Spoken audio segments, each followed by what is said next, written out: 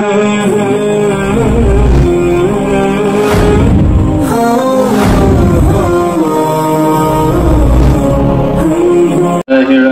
الرحيم. مواعظ عبد الله بن عباس رضي الله تعالى عنهما.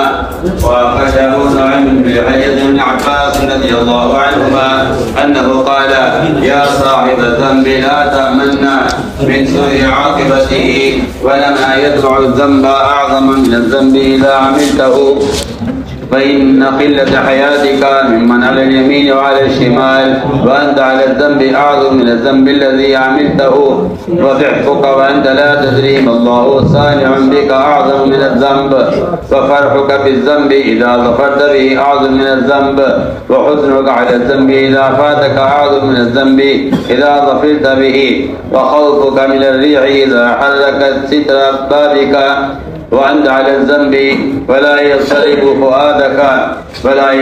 فؤادك من نظر الله إليك أعظم من الذنب إذا عملته.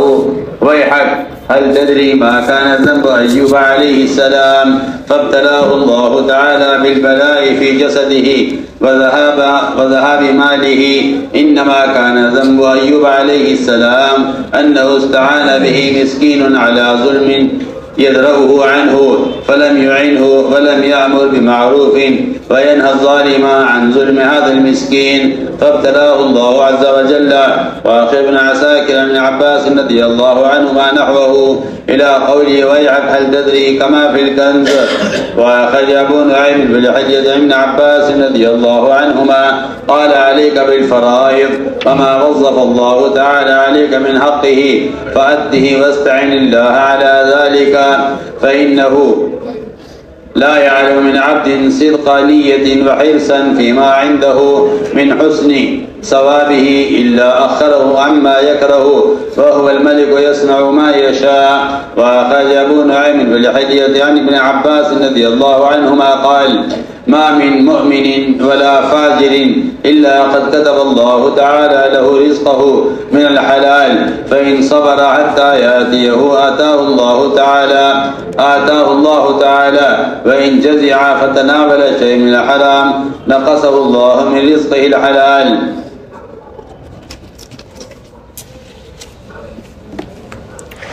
میرے دوستو عزیزو، علم دو جلد حاصل ہوتا ہے، ایک تقوی سے اور ایک علم طلب سے حاصل ہوتا ہے۔ طلب سے حاصل ہوتا ہے، سب سمجھتے ہیں کہ طلب یہ ہے کہ آدمی مدرسے میں داخل لے لے، یہ طلب علم کے زمانے میں ایک آخری سوچ ہے، ورنہ حقیقت یہ ہے کہ ابن عباس رضی اللہ تعالی عنہما یہ کبار صحابہ کے درمیان چھوٹے تھے، کم عمر تھے، اور وقت ان کو کم ملا ہے، لیکن طلب علم کی ایسی حرص تھی کہ عبداللہ بن مسعود رضی اللہ تعالیٰ عنہ سے حدیث معلوم کرنے کے لیے، ان سے حدیث پڑھنے کے لیے، ان سے حدیث سیکھنے کے لیے ان کے دروازے پر آتے، اور دوپہر کا وقت ہوتا، عبداللہ بن مسعود رضی اللہ تعالیٰ عنہ قیلولہ کر رہے ہوتے تھے، اور ابن عباس رضی اللہ تعالیٰ عنہ عبداللہ بن مسعود رضی اللہ عنہ کے دروازے پر، راستے میں باہر ان کے دروازے پر لیٹ جایا کرتے تھے انتظار میں کہ ایک دروازہ کھلے گا اور وہ نیند سے اٹھیں گے تو میں ان سے ایک حدیث معلوم کروں گا۔ گرمی ہوتی تھی اور مٹی اڑتی تھی، بعض مرتبہ اتنا ریت اڑتا تھا ان پر کہ وہ ریت میں چھپ جایا کرتے تھے، لیکن استاد کو جگانا حدیث سننے کے لیے یہ کہ میں جب آؤں گا جب آپ اٹھ جائیں گے، نہیں، بلکہ انتظار کرتے رہتے تھے دروازے پر لیٹے ہوئے زمین پر۔ بعض مرتبہ اتنی مٹی اڑتی تھی کہ ابن عباس رضی اللہ تعالیٰ عنہ اس مٹی میں چھپ جایا کرتے تھے، جب دروازہ کھولتے عبداللہ مسعود رضی اللہ تعالیٰ عنہ، ابن عباس رضی اللہ تعالیٰ عنہ اپنے کپڑوں کو مٹی سے جھاڑا کرتے تھے. فرماتے تھے عبداللہ مسعود رضی اللہ تعالیٰ عنہ کہ اے حضور صلی اللہ علیہ وسلم کے چچا کے محترم بیٹے، آپ نے مجھے کیوں نہیں جگایا؟ آپ جب آئے تھے مجھ سے کیوں نہیں کہا؟ آپ نے دروازہ کیوں نہیں کھٹکھٹایا؟ تاکہ نہیں، یہ آپ کے ادب کے خلاف ہے کہ میں ان سے علم طلب کرنے کے لیے آؤں. میں اس کو حکم دوں کہ مجھے علم سکھلائیے، میں تو انتظار کروں گا جب تک آپ شکر اٹھیں. جب آپ دروازہ کھولیں گے تب آپ سے سوال کروں. یہ تھی ابن عباس رضی اللہ تعالیٰ عنہ کے کبار صحابہ اور صحابہ کبار علماء سے بھی ابن عباس آگے بڑھ گئے تھے. عمر رضی اللہ تعالیٰ عنہ ان کو اپنے قریب کیا کرتے تھے. لوگوں کو برا لگتا تھا. کبار صحابہ کہتے تھے کہ عمر، اس بچے کو آپ ہمارے سے آگے رکھتے ہیں، قریب رکھتے ہیں اپنے سے، کیوں آخر؟ حالانکہ ان سے بڑے بڑے علماء، ان سے بڑے بڑے عمر والے موجود ہیں، تو آپ انہیں بڑوں سے آگے کیوں رکھتے ہیں؟ حضرت عمر پر یہ اعتراض لوگ کرتے رہتے تھے. حضرت عمر کو جواب نہیں دیتے تھے. ایک دن حضرت عمر کو غصہ آ گیا. فرمایا ٹھیک ہے، بلاؤ سب کو. علماء کو جمع کیا. فرمایا بتاؤ تم سورہ اذا جاء نصر اللہ والفتح کے بارے میں کیا کہتے ہو؟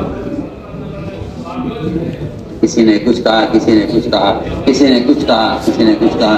فرمایا تم سب کا جواب غلط ہے. ابن عباس تم بتاؤ تم کیا کہتے؟ سب اپنے جواب میں چپ گئے. کسی کا جواب درست نہیں تھا. ابن عباس سے پوچھا تم کیا کہتے ہو اس آیت کے بارے میں، اس صورت کے بارے میں؟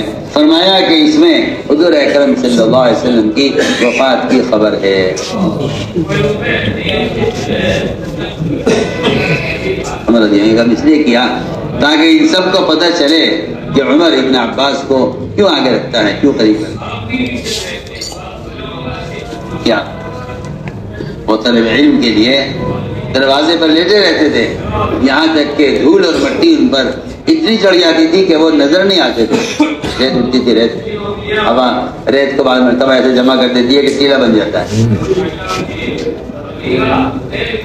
تو یہ ہے وہ ابن عباس رضی اللہ تعالی عنہما. ان کا علم اتنا مستحضر تھا. اور اتنا ہی نہیں، آج کل تو علم کے جو کہنا چاہیے کہ شعبے ہیں وہ تقسیم ہو گئے. یہ ادب کے عالم ہیں، یہ حدیث کے عالم ہیں، یہ تفسیر کے عالم ہیں. ابن عباس رضی اللہ تعالیٰ عنہ کو اللہ تعالیٰ نے تمام علوم میں ایسا مقام دیا تھا کہ باہر لوگوں کا ہجوم ہوتا تھا الگ الگ سوالات کے لیے. وہ تفسیر کے بارے میں سوال کرنے بیٹھے ہوئے ہیں لوگ، یا حدیث کے بارے میں سوال کرنا چاہتے ہیں، یہ کوئی مسئلہ فقہی معلوم کرنا چاہتے ہیں. الگ الگ اعلان ہوتا تھا. تفسیر کے بارے میں پوچھنے والے آ جائیں پھر وہ چلے جاتے. پھر اعلان ہوتا کہ فقہ کے بارے میں پوچھنے والے آ جائیں پھر وہ چلے جاتے. اعلان ہوتا کوئی آدمی اگر تاریخ کے بارے میں سوال کرنا چاہتا ہے وہ آ جائے پھر وہ چلے جاتے. اس طرح ہر فن اللہ تعالیٰ نے ابن عباس رضی اللہ عنہ کو کمال عطا فرمایا. تو سنو ان کے مواعظ بھی کیسے تھے، جن کا علم ایسا ہوگا. فرماتے ابن عباس رضی اللہ تعالیٰ اصل میں بات یہ ہے کہ آدمی صرف گناہ کو دیکھتا ہے، حالانکہ گناہ جو ہے وہ تو اس سے اگلی اور پچھلی چیزوں کے مقابلے میں بہت چھوٹا ہے. اصل آدمی صرف گناہ کرنے سے گناہگار نہیں ہو جاتا، بلکہ گناہ سے پہلے بعد کی کچھ چیزیں ایسی ہیں جن کی لوگ پرواہ نہیں کرتے. حالانکہ بعض چیزیں ایسی ہیں گناہ کے اندر جو اس گناہ سے بھی زیادہ بڑا گناہ بن جاتا ہے. آدمی گناہ دونوں سے ہوا ہے، گناہ دونوں سے ہوا ہے. آدم سے بھی ہوا ہے علیہ السلام، ابلیس سے بھی ہوا ہے. دونوں کے گناہ میں فرق ہے.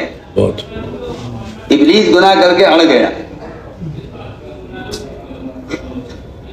اور آدم علیہ السلام گناہ کر کے اس پر اڑے نہیں.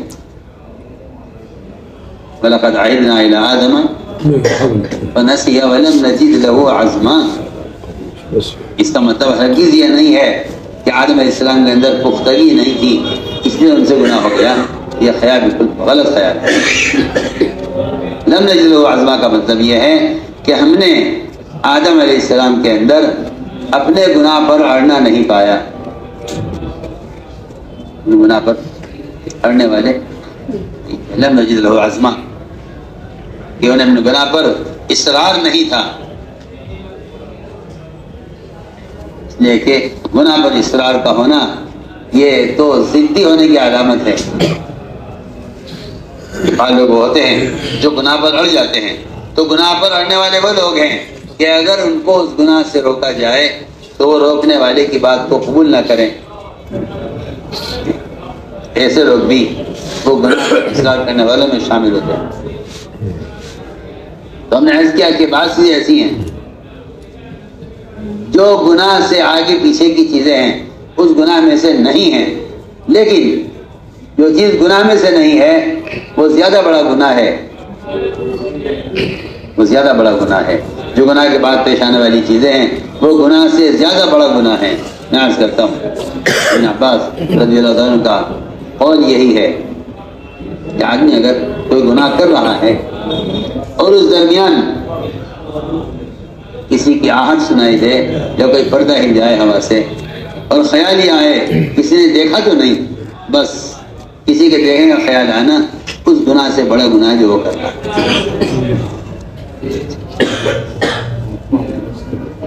کسی کے دیکھنے کا خیال اگر آ گیا تو یہ اس گناہ سے بڑا گناہ جو وہ کر رہا ہے۔ یہ ابن عباس رضی اللہ تعالیٰ عنہ کے۔ بعض لوگ وہ ہوتے ہیں جو گناہ کے لیے کوشش کرتے ہیں، کامیابی نہیں ہوتی تو انہیں غم ہوتا ہے اس کا کہ کامیابی نہیں ہو سکی، حالانکہ انہیں وہ گناہ کیا نہیں ہے، نہ گناہ کے نہ ہونے کا جو غم ہے وہ اس گناہ سے بڑا گناہ ہے۔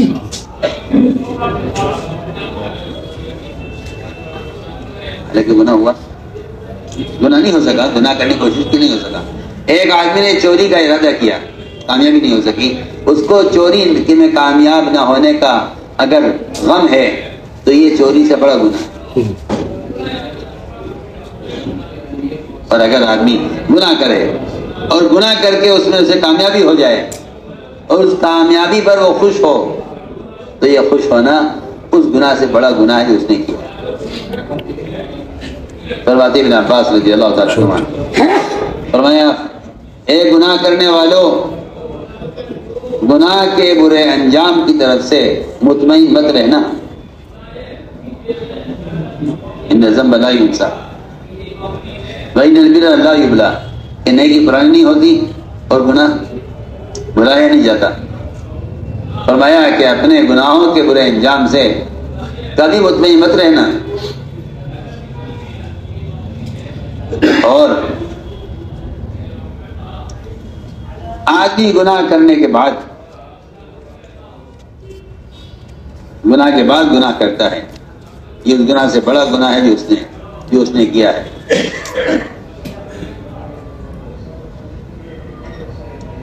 اس لیے کہ ایک آدمی کی حیا کے ختم ہو جانے کے لیے اتنا کافی ہے کہ اس کے دائیں بائیں جو فرشتے ہیں وہ ان فرشتوں سے حیا نہیں کرتا، یہ آدمی کے حیا کے ختم ہونے کی علامت ہے۔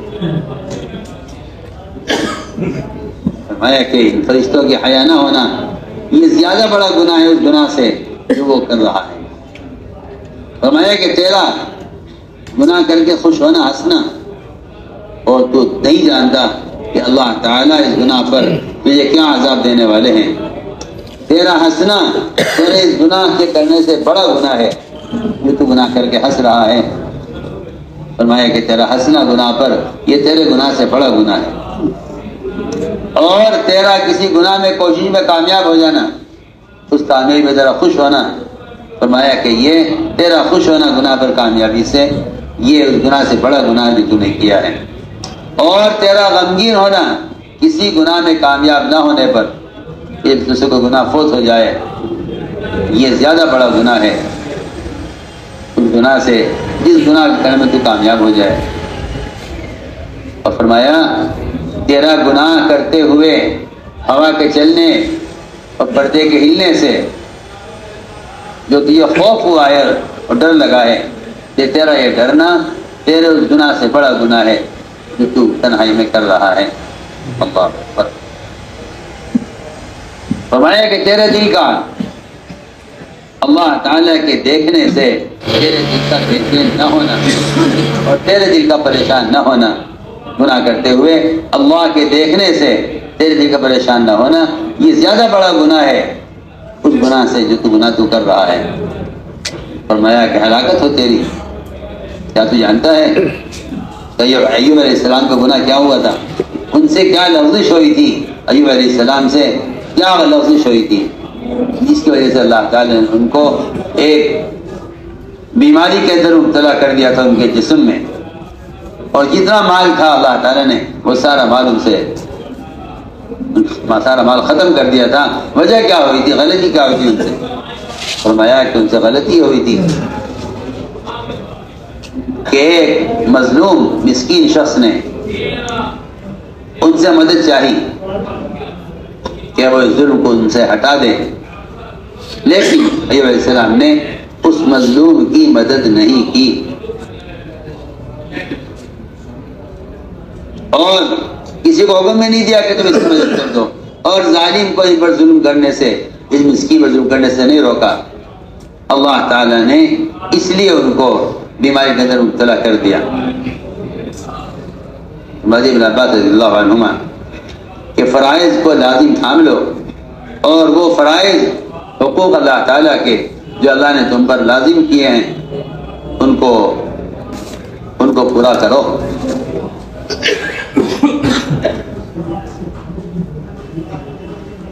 اور اللہ تعالیٰ کا حق کو ادا کرو، اور اس پر اللہ تعالیٰ سے مدد طلب کرو۔ اس لیے کہ جو بندہ بھی نیک نیتی کے ساتھ اور اجر و ثواب کی حرص اور طلب کے ساتھ کوئی عمل کرتا ہے تو اللہ تعالیٰ اس سے ناگواریوں کو دور کر دیتے ہیں، کیونکہ اللہ تعالیٰ بادشاہ ہیں اور جو چاہتے ہیں وہ کرتے ہیں۔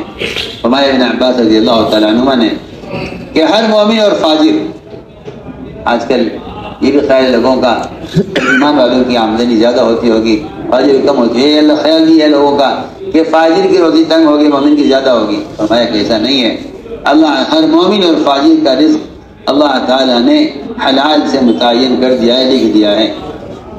اگر یہ مال کے کمانے میں حرام سے بچا رہے تو اللہ تعالیٰ اس کو اپنے پاس سے رزق فرماتے ہیں، اور اگر یہ گھبرا کر تجارت میں حرام طریقہ اختیار کر لے اور اس کی تجارت میں تھوڑا سا بھی حرام داخل ہو جائے تو اللہ تعالیٰ جتنا حرام کمائے گا اتنا رزق اللہ اس کا کم کر دیں گے حلال میں۔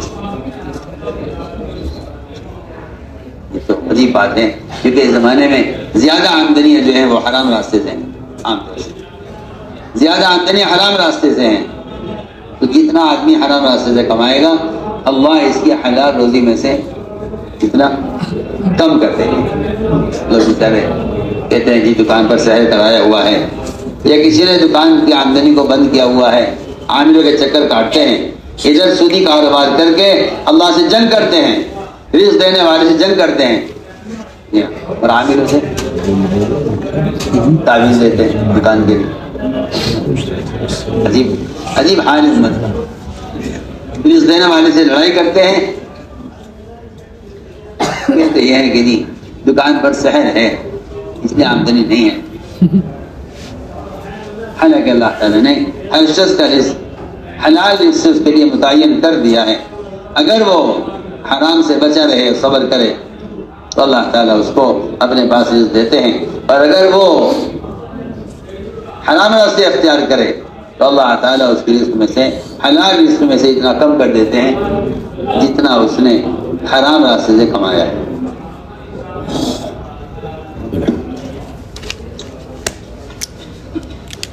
اللهم صل على سيدنا مولانا محمد وعلى آل سيدنا مولانا محمد كما صليت على إبراهيم وعلى آل إبراهيم إنك حميد مجيد. ربنا ظلمنا أنفسنا فإن لم تغفر لنا وترحمنا لنكونن من الخاسرين. اللهم إنا نستغفرك ونتوب إليك. اللهم إنا نستغفرك ونتوب إليك. اللهم إنا نستغفرك ونتوب إليك. ربنا آتنا في الدنيا حسنة وفي الآخرة حسنة وقنا عذاب النار. سبحان ربك رب العزة عما يصفون وسلام على المرسلين والحمد لله.